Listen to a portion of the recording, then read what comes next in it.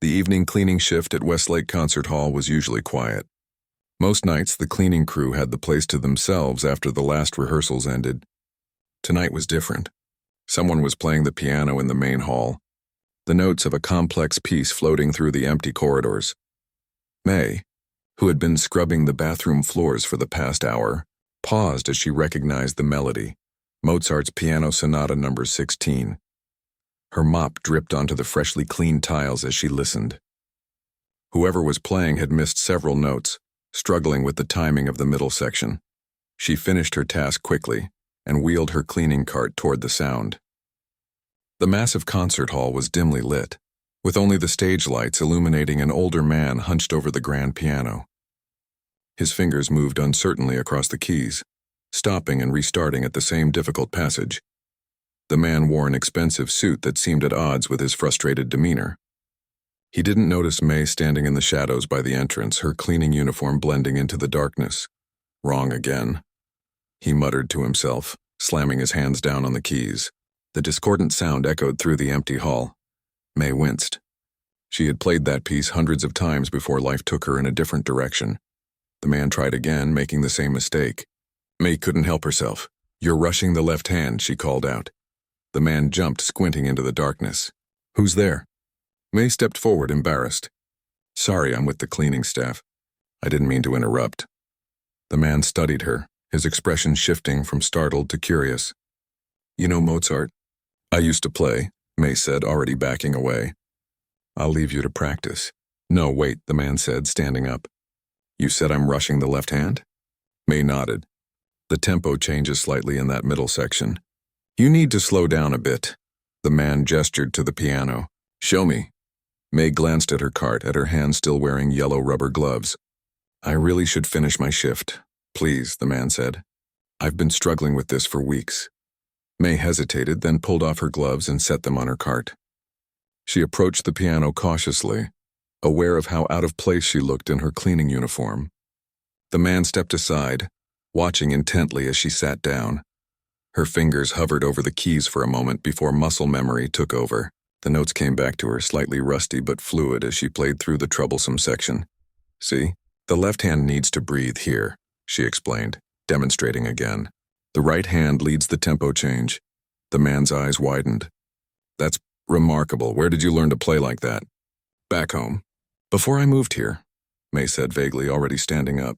10 years since she'd touched a piano this fine, and yet her body remembered every movement.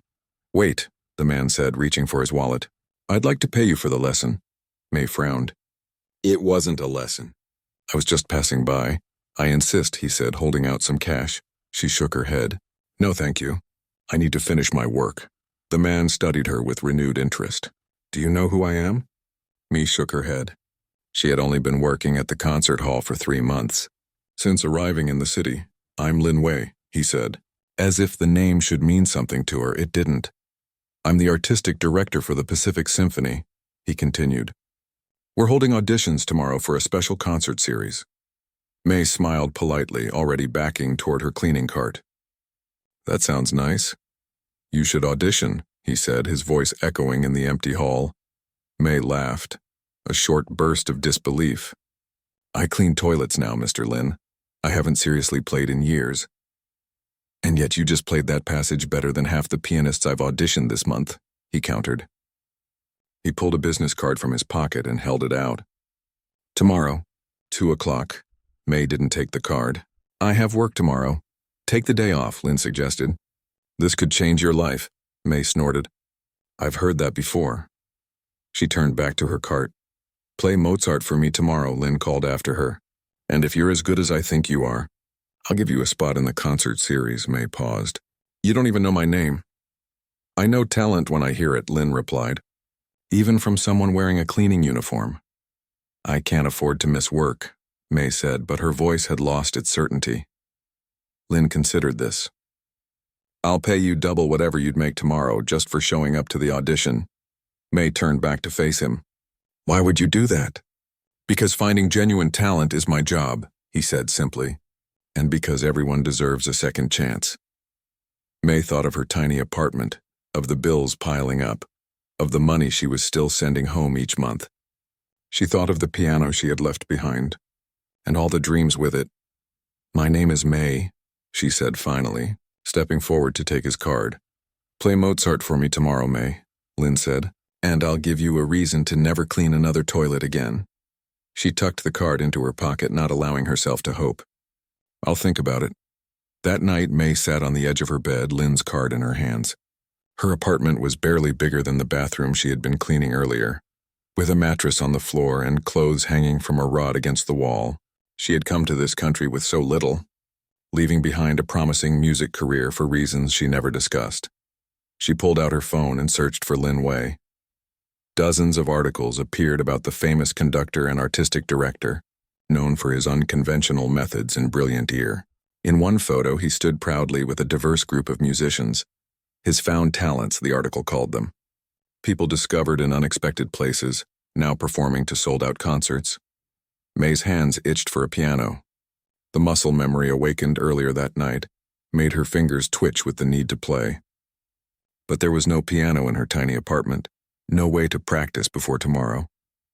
She called her supervisor and, for the first time since starting the job, requested a day off. The woman was surprised but agreed when May offered to work the weekend instead. The next morning, May arrived at the concert hall 3 hours before her scheduled audition.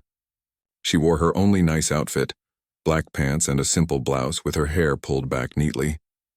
The security guard recognized her from the cleaning crew and almost didn't let her in until she showed him Lynn's card. The hall was empty. May approached the same grand piano from the night before, touching the polished surface reverently before sitting down. She began with simple scales to warm up, her fingers remembering their old patterns. By the time she moved on to Mozart, her body had relaxed into the music. She closed her eyes, letting the sonata flow through her. When she opened them again, Lynn was standing at the edge of the stage, watching with an unreadable expression. "You came," he said. May nodded, suddenly nervous. "Earlier than expected," he added, checking his watch. "I needed to practice," she admitted. "I don't have a piano." Lynn's eyebrows rose. "How long has it been since you played regularly?"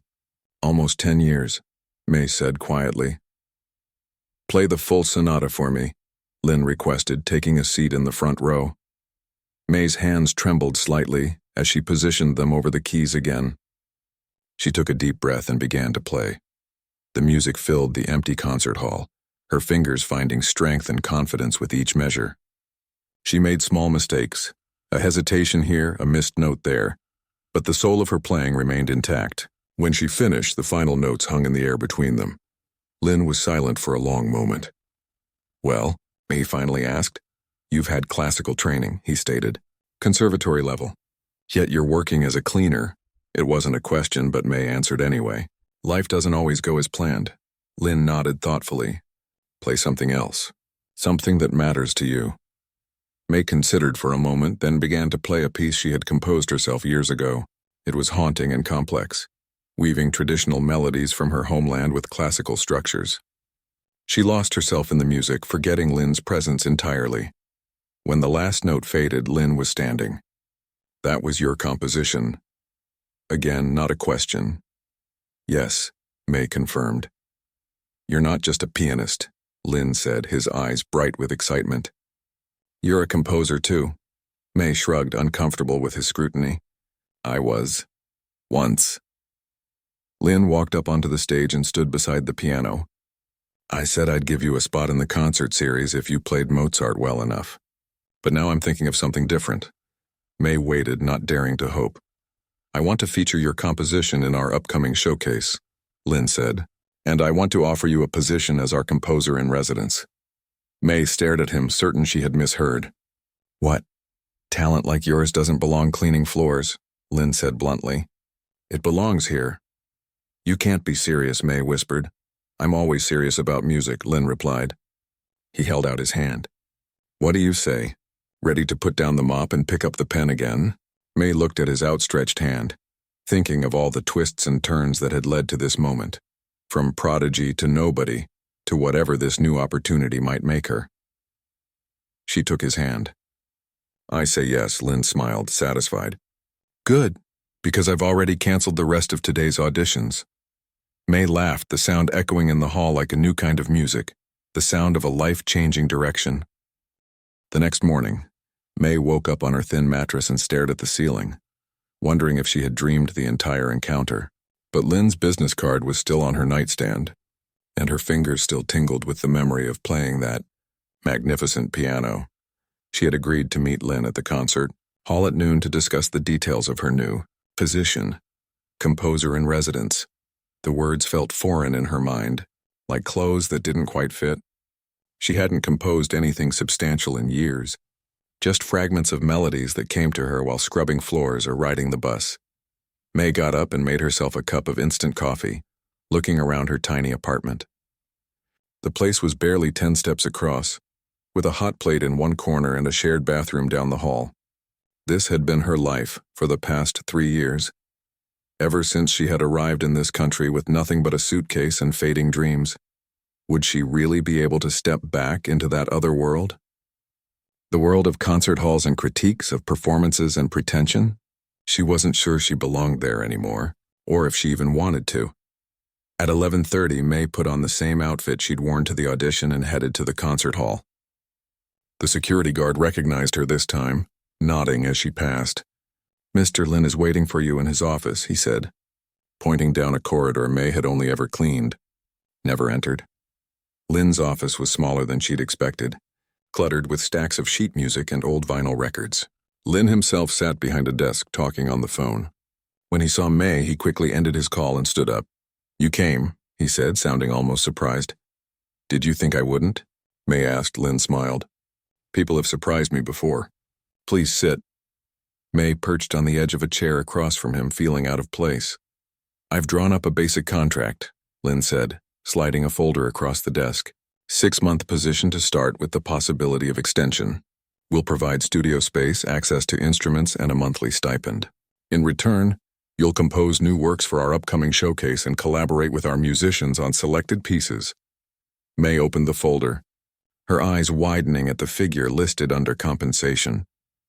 It was more than she made in 3 months of cleaning. "This is generous," she said cautiously. "It's standard for someone of your talent," Lynn replied, "though we both know you should be commanding much more." May closed the folder. "Why are you doing this?" "You heard me play one time." Lynn leaned back in his chair. "Because in 30 years of directing orchestras, I've learned to recognize something special when I hear it. Your playing has depth, experience, pain." He paused. "Music isn't just about technical skill. It's about having something to say." May looked down at her hands. They were rough now, the skin cracked from cleaning chemicals. Not a pianist's hands anymore. "I haven't composed anything serious in a long time," she admitted. "But you've been composing in your head, haven't you?" Lynn asked. "I can tell. Musicians like you never really stop." He was right. Even during her darkest times, melodies had formed in her mind, little lifeboats of beauty in a sea of struggle. "The showcase is in 4 months," Lynn continued. "I need a centerpiece, something fresh and surprising. I think you can deliver that." May took a deep breath. "I'll need time to adjust. This is a big change." "Of course," Lynn nodded. "You can start next week. Take some time to settle your affairs." May thought about the cleaning company, about her small but reliable paycheck, about the safety of lowered expectations. Then she thought about sitting at a piano every day, creating something that might outlive her. "I'll start tomorrow," she said firmly. Lynn smiled. "Welcome to the Pacific Symphony, May." The next day, May arrived at the concert hall carrying everything she owned in a single backpack. Lynn had mentioned there was a small living space attached to the composer's studio, a perk of the position, and May had immediately given notice on her apartment.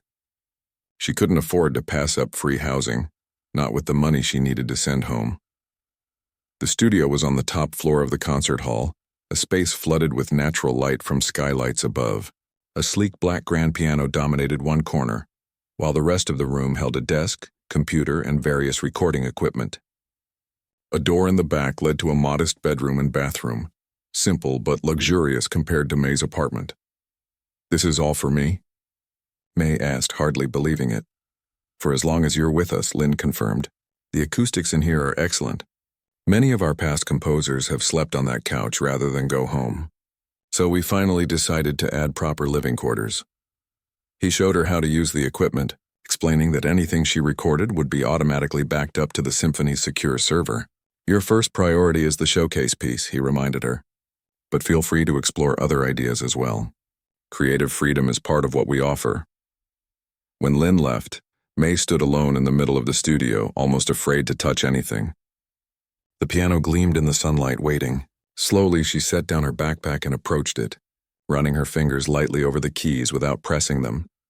"Just you and me now," she whispered to the instrument. For 3 days, May barely left the studio. She ordered delivery food and spent hours reacquainting herself with the piano, playing scales and old pieces she remembered, trying to coax her stiff fingers back to their former dexterity. She recorded fragments of melodies as they came to her, building a library of ideas. On the 4th day, Lynn brought a young violinist to meet her. "This is Kai," Lynn introduced. "One of our brightest talents. I thought you might want to collaborate." Kai was tall and lanky with intense eyes and a nervous energy. He carried his violin case like it contained something precious. "Lynn says you're writing the centerpiece for the showcase," Kai said after Lynn had gone. "Everyone's talking about the mysterious composer he found." May shifted uncomfortably. "I'm still finding my way back." "Back from where?" Kai asked, curious. "A different life," May said simply. She gestured to his violin. "Would you mind playing something? I'd like to hear your style." Kai nodded and carefully removed his violin from its case. He tuned it quickly, then launched into a piece May recognized, Bach's Violin Sonata No. 1. His playing was technically flawless but somehow restrained, as if he were holding something back. When he finished, May nodded thoughtfully. "You play beautifully." Kai seemed disappointed by her response. "But?" "No but," May said, though there was one on the tip of her tongue. Kai sighed. "Lynn says the same thing. That I play perfectly but without something." May smiled. "Heart maybe, or risk?" "I don't know how to play any differently," Kai admitted. "I've been trained to be precise." May thought for a moment, then moved to the piano. "Let's try something. I'll play and you follow. No sheet music, just feel it." She began a simple melody, one of the fragments she'd been working on. After listening for a moment, Kai joined in, his violin matching her notes exactly. "No." May stopped. "Don't copy me. Respond to me. Like we're having a conversation." Kai looked confused. "I don't understand. When someone asks you a question, do you repeat their exact words back to them? Or do you answer in your own way?" Understanding dawned on Kai's face. "I answer. Music works the same way," May explained. "Listen to what I'm saying, then respond with your own voice." She started again, playing the same melody. This time, when Kai joined in, he played a complementary line, weaving around her notes rather than mirroring them. The result was rough but far more interesting. "That's it," May encouraged. "Now take it further. What are you really trying to say?" Kai closed his eyes and his playing changed, becoming more fluid, more emotional. May adjusted her own playing to support him, and for several minutes they created something new together, something neither had planned. When they finally stopped, both were breathing hard, as if they'd been running. That was... Kai seemed at a loss for words. "A start," May finished for him, smiling. "A good one." After that day, Kai visited the studio regularly. Other musicians began to stop by as well.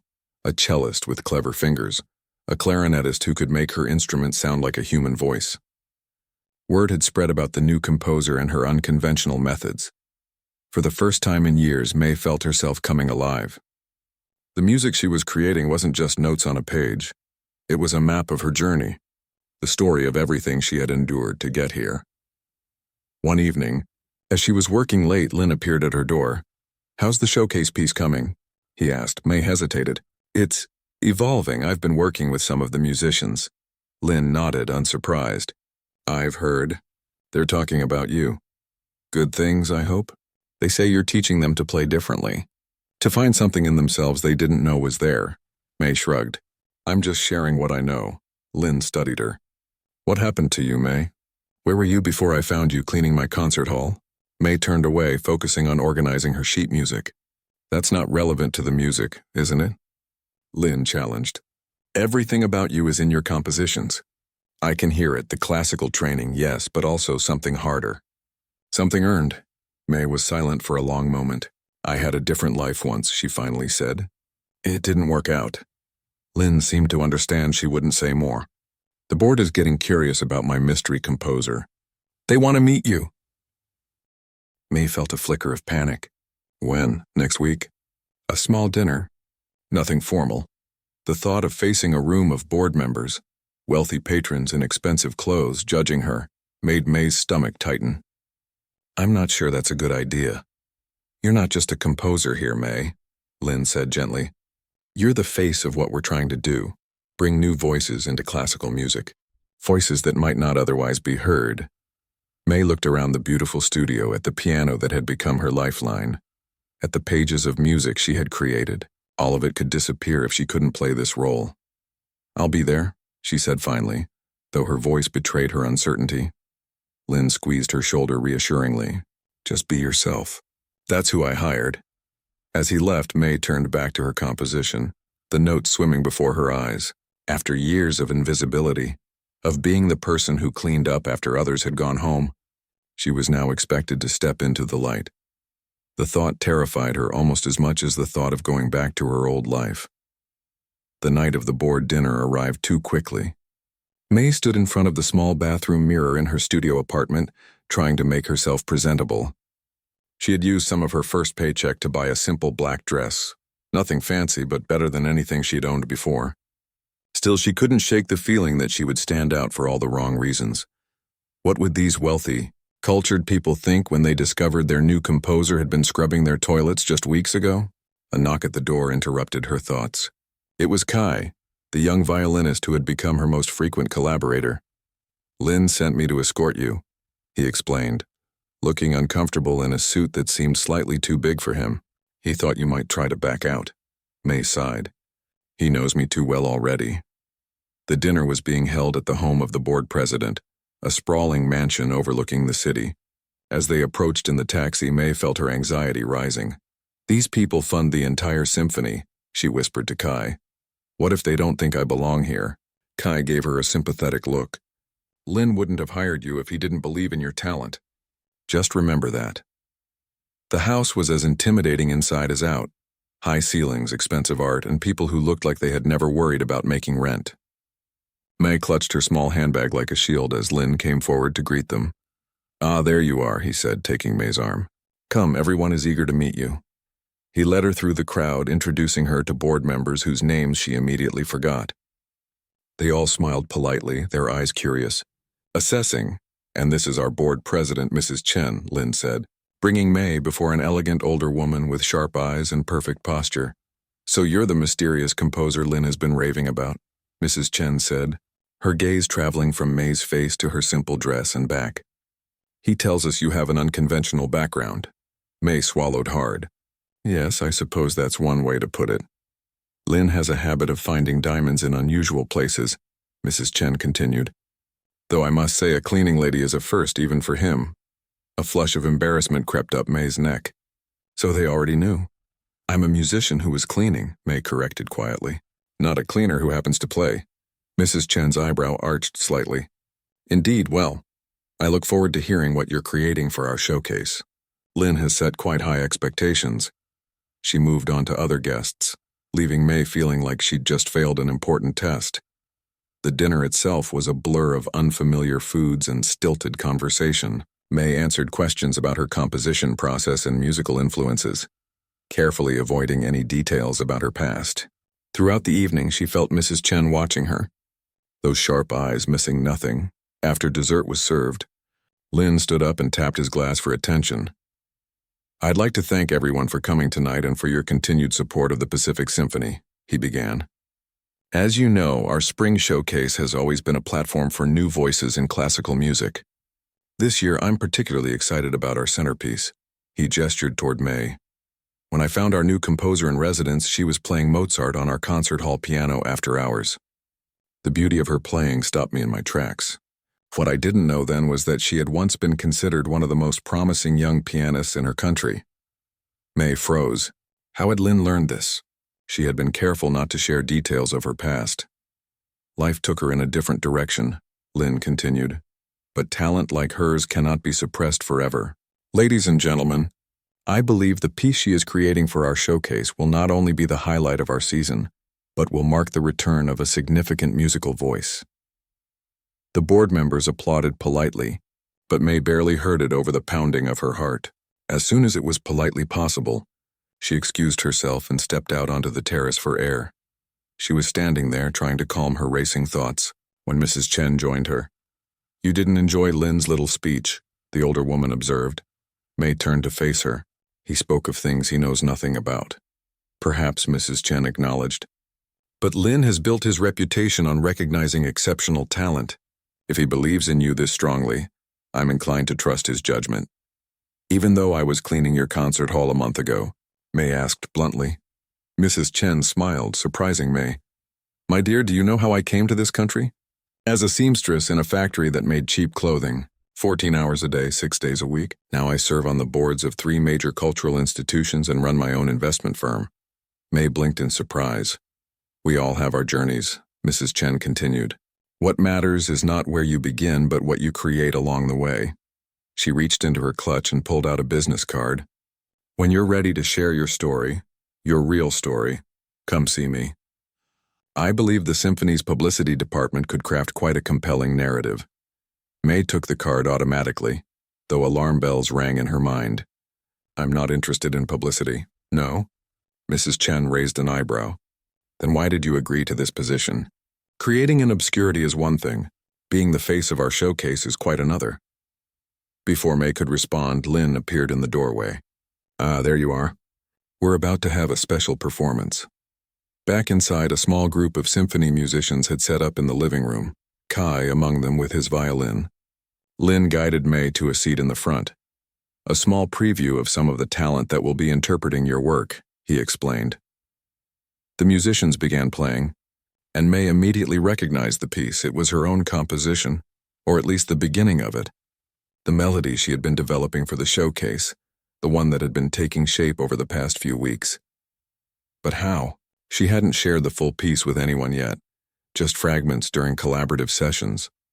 As she listened, she realized that Lin must have been monitoring her recordings from the studio. The thought made her uncomfortable, but she couldn't deny that the musicians played her work beautifully, especially Kai, whose violin carried the main theme with surprising emotion. When the performance ended, the board members applauded enthusiastically. Several approached May afterward, their attitudes noticeably warmer than before. "Absolutely captivating," one elderly gentleman told her. "I haven't heard anything so fresh in our repertoire for years. The way you blend traditional elements with modern sensibilities is quite remarkable," another commented. Even Mrs. Chen seemed impressed. "It appears Lin's faith in you was not misplaced," she said with a slight nod. By the time May and Kai left in a taxi Lin had called for them, her mind was spinning. The evening had been a roller coaster of emotions. Embarrassment, anger, pride, confusion. "You played beautifully," she told Kai, breaking the silence between them. "It's easy with music like yours," he replied. "It feels honest." May looked out the window at the passing city lights. "Lin had no right to arrange that performance without telling me. The piece isn't ready." He was trying to help, Kai defended his mentor. "The board needed to hear your work to understand why he chose you." "And did they understand?" Kai nodded. "Couldn't you tell?" They were won over completely. The taxi pulled up to the concert hall where both of them had rooms, Kai in the musician's residence wing, May in her studio apartment. "What did Mrs. Chen want?" Kai asked as they walked inside. "You two seem to be having an intense conversation." May hesitated, then pulled out the business card. "She wants to turn me into a story. The cleaner who became a composer. A marketing angle for the showcase." Kai took the card, examining it. "Would that be so terrible? Everyone loves a comeback story." "It's not a comeback if no one knew who you were in the first place," May said bitterly. "And my story isn't some inspirational fairy tale to sell tickets." Kai gave her a curious look. "What is your story, May? You never talk about your past." May took back the card and tucked it into her purse. "Good night, Kai." Alone in her studio, May sat at the piano in the darkness. Her fingers found the keys without needing light, playing softly the melody that the musicians had performed earlier. It sounded different now, exposed, vulnerable, like a secret that had been told without permission. She pulled out her phone and did something she had avoided for months. She searched for her own name online. There were only a few results, mostly old concert programs and competition announcements from years ago. Nothing about why she had disappeared from the music scene. Nothing about what had come after. Her secret was still safe. For now. But as Mrs. Chen had implied, being in the spotlight would eventually bring questions. Questions that May had been running from for years. Her phone buzzed with a text message from Lynn. "You were wonderful tonight. The board is fully behind you. We'll meet tomorrow to discuss next steps for the showcase." May didn't reply. Instead, she returned to the piano and began to play. Not her showcase piece, but something older, something from before. As her fingers moved across the keys, she allowed herself just briefly to remember the person she used to be. The person who had loved music without fear, who had played for the pure joy of it. That person had been buried for so long, hidden beneath layers of pain and struggle. But tonight, for the first time, May could feel her stirring, awakening, reaching toward the light. The question was whether May was brave enough to let her live again, and at what cost. The weeks following the board dinner brought a flurry of activity. With the showcase now just 2 months away, the pressure on May intensified. Lynn had scheduled regular rehearsals with the full orchestra to work on her composition, which was still evolving. May found herself in a strange new routine. Mornings were spent refining her piece, afternoons in rehearsals with increasingly larger groups of musicians, and evenings often included social events with potential donors and symphony supporters. It was at one such event that May first noticed the music critic. He was a tall, thin man who stood apart from the crowd, watching rather than participating. When May asked Kai about him, the violinist looked uncomfortable. "That's Huang from the Daily Chronicle," Kai explained quietly. "He's the most influential classical music critic in the city. Also the most brutal." "Why is he here?" May asked, trying not to stare at the man who was now speaking with Lynn. "Lynn probably invited him. He's been building anticipation for your piece." Sure enough, Lynn soon brought the critic over to meet May. "Mr. Huang has been eager to meet the composer everyone is talking about," Lynn said smoothly. "He'll be covering our showcase, of course." The critic studied May with cool assessment. "Lynn tells me you have an unusual background." May was beginning to hate that phrase. "I suppose that depends on what you consider unusual. A professional cleaner becoming a composer in residence at our city's premier symphony is certainly noteworthy," Huang replied. "Though I'm more interested in your musical credentials than your employment history." "My music speaks for itself," May said, trying to keep her voice steady. Huang smiled thinly. "That remains to be seen. Lynn has a history of, let's call them publicity stunts. Finding talent in unexpected places makes for good press, but doesn't always result in good music." May felt her face flush. "Is that what you think I am? A publicity stunt? I'm reserving judgment until I hear your full composition," Huang said, "though I must admit the fragments I've heard in rehearsals are intriguing."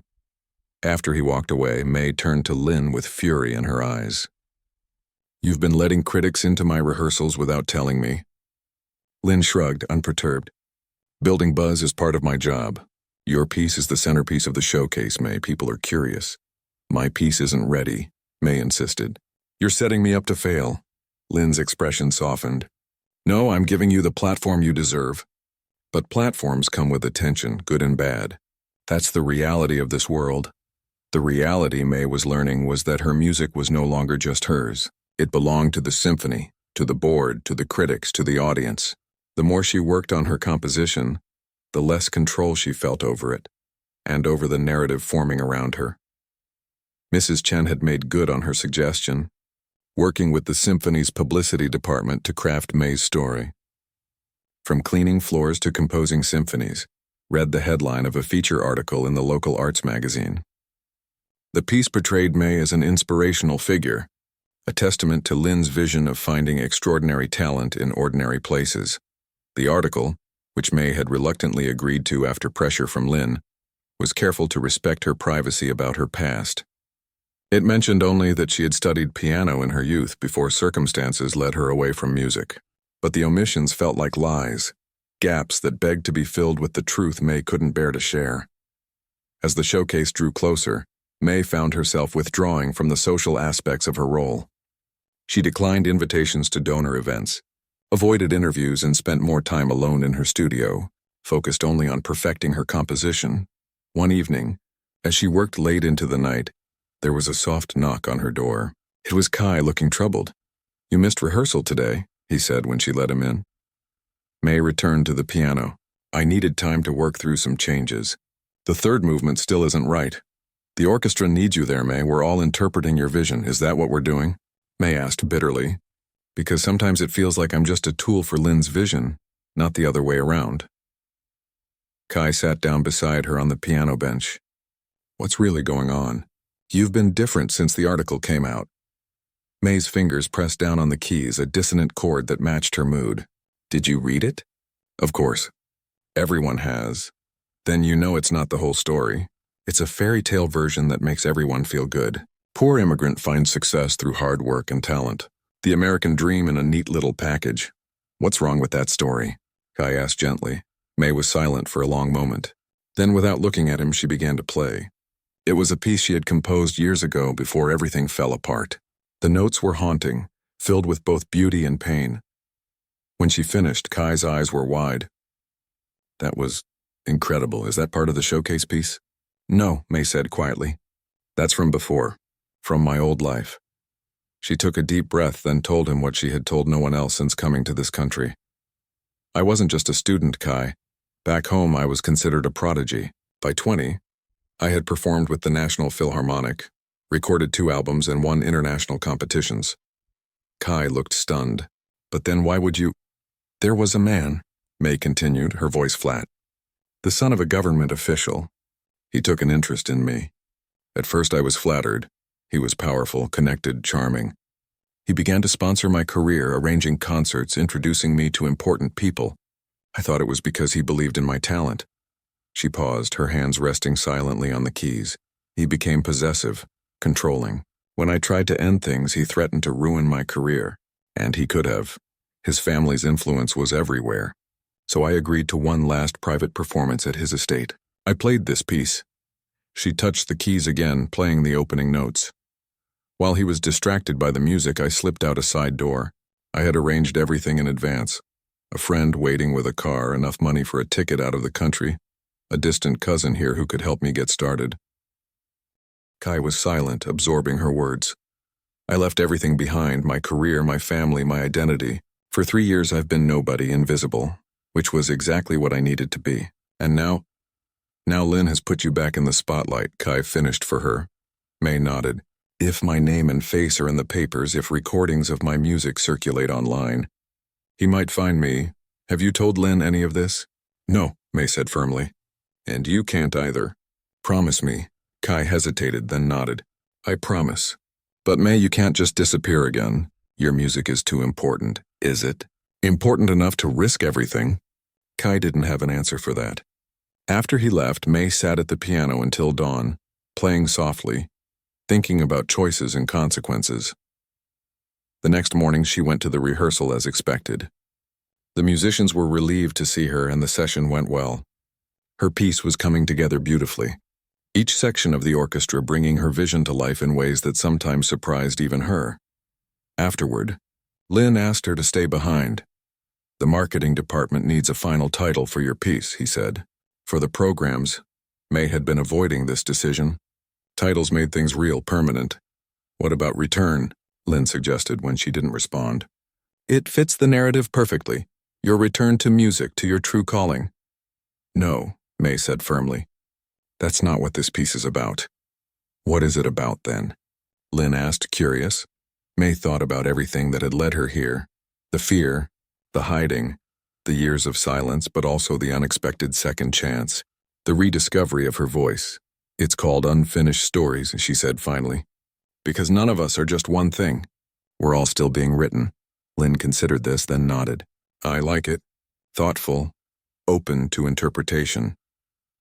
As she left the rehearsal hall, May passed the bulletin board where a poster for the upcoming showcase was displayed. There was her name listed as composer of the centerpiece. For years, she had worked so hard to be invisible, to leave no trace. Now her name would be in programs, on posters, and reviews. She thought about running again, about disappearing before the showcase. She could do it. Take what money she had saved and start over somewhere new. Somewhere her past couldn't find her.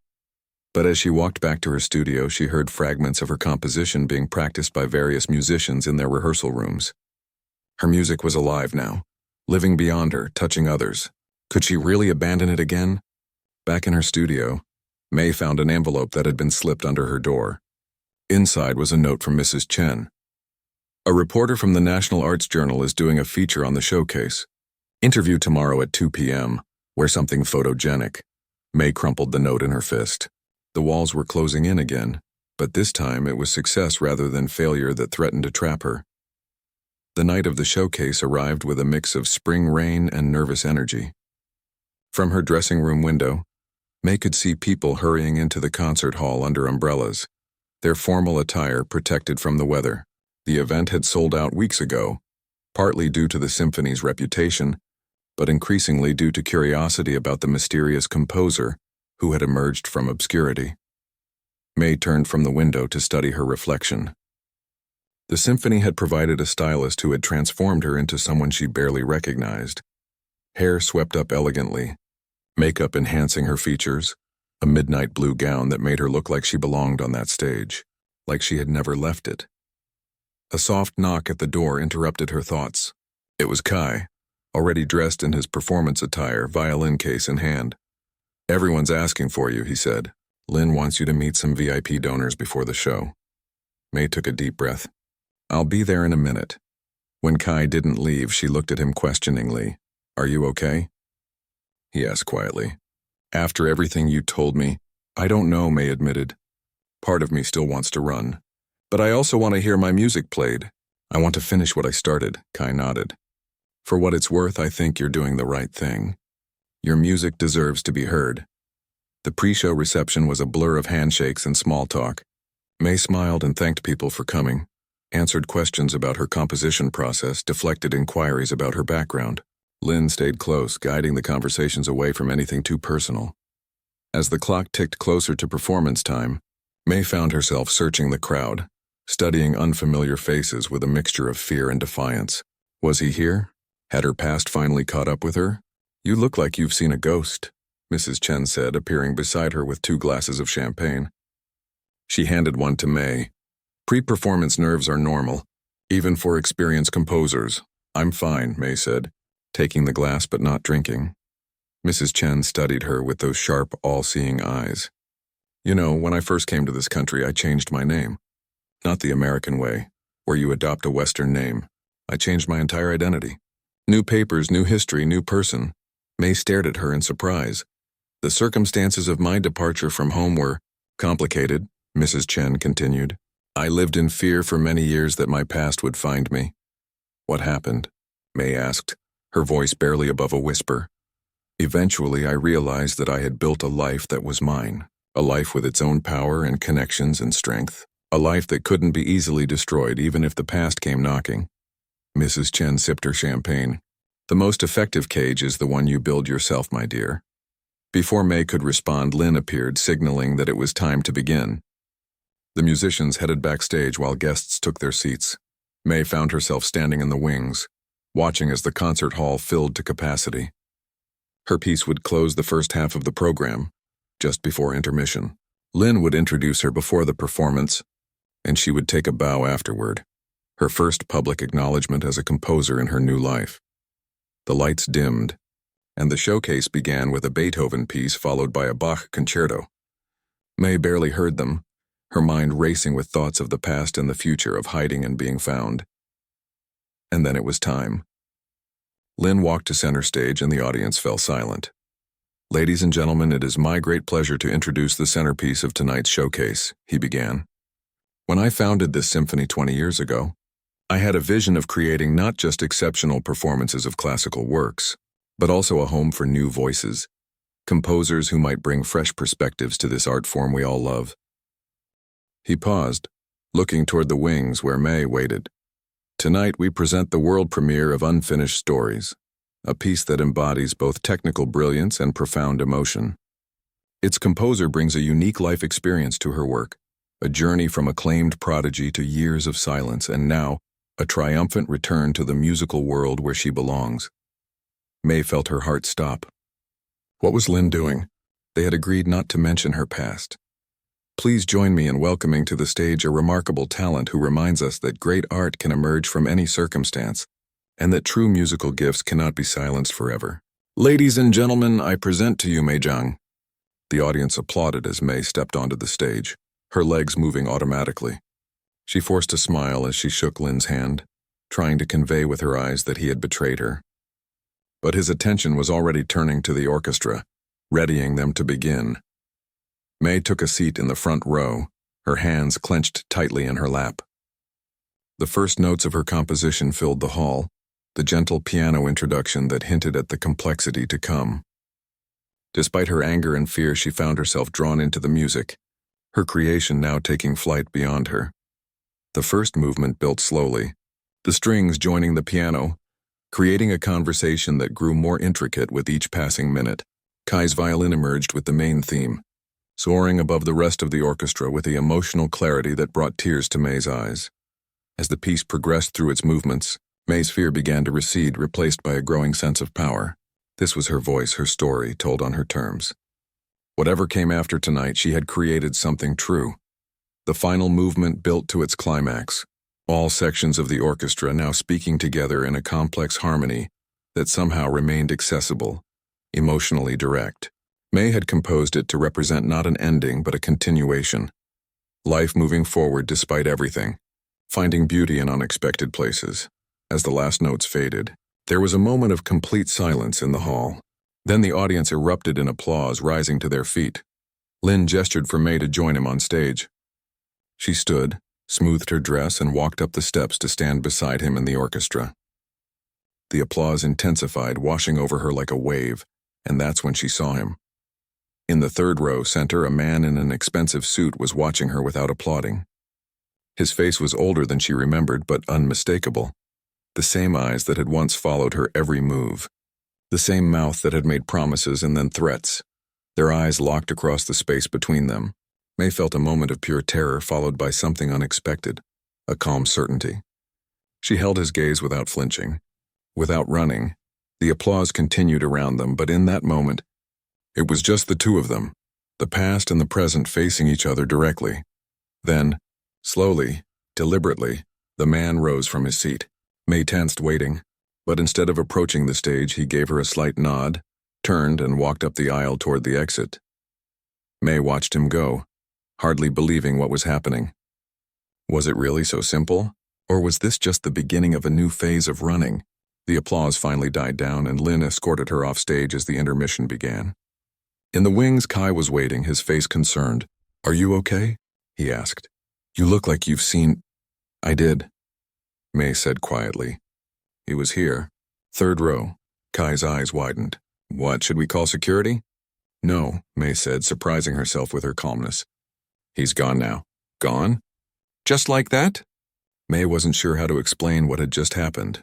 The silent exchange, the nod, the departure. It felt like the closing of a chapter, but she couldn't be certain. Before she could try to put it into words, they were surrounded by well-wishers, musicians, board members, critics. Huang from the Daily Chronicle approached with a rare smile. "Remarkable work," he said. "Technically sophisticated yet emotionally accessible. I'll be watching your career with great interest." Mrs. Chen appeared at Mei's elbow. "There's someone who wants to meet you," she said, guiding Mei through the crowd to a distinguished-looking man in his 60s. "This is the director of the National Conservatory," Mrs. Chen explained. "He's interested in discussing a possible commission." The rest of the evening passed in a blur of congratulations and opportunities, offers to record, invitations to compose for other ensembles, talk of a possible teaching position at the conservatory. Through it all, Mei kept expecting to feel afraid, to feel the need to run again. Instead, she felt strangely anchored, present in a way she hadn't been for years. Later, after the final bows and the post-concert reception, Mei found herself standing alone on the empty stage. The cleaning crew was working in the back of the hall, resetting the space for tomorrow's regular performance. The sight of them, doing the job she had done just months ago, brought a smile to her face. "Beautiful performance," a voice said from the wings. Lin stepped onto the stage, looking pleased but cautious, clearly aware that he had broken Mei's trust. "You told them I was a prodigy," she said. "After we agreed not to discuss my past." Lynn nodded. I did, and I'd do it again. Why? Because hiding diminishes you, Lynn said simply, and diminishes your music. The fullness of who you are, where you've been, what you've overcome, that's what makes your work powerful. May thought about the man in the audience, about his departure. My past caught up with me tonight. Lynn looked concerned. What do you mean? He was here. The man I ran from. Lynn's eyes widened. Are you in danger? Should we? No, May interrupted. He saw me and he left, just walked away. Perhaps he finally understood he has no power over you anymore, Lynn suggested. May wasn't sure it was that simple. But something had shifted tonight, both in how the man saw her and in how she saw herself. I'm still angry with you, she told Lynn. You had no right to share my story without permission. Fair enough, Lynn acknowledged. Will you still be angry when I tell you the board has approved funding for a full orchestral recording of unfinished stories? And that they want to extend your composer-in-residence position for another year? Despite herself, May smiled. I'll consider forgiveness, Lynn laughed. Good, because I meant what I said tonight. Your music deserves to be heard, and you deserve to be seen. The real you, not just the person you've been hiding behind. As they walked off the stage together, May thought about Mrs. Chen's words. The most effective cage is the one you build yourself. For years, she had been living within walls of her own making, necessary at first, but perhaps now obsolete. She didn't know what tomorrow would bring, whether her past would truly leave her in peace or return in some new form. But she did know that her music was alive in the world again, and so was she. Some stories weren't meant to be finished. They were meant to keep unfolding, page by page, note by note.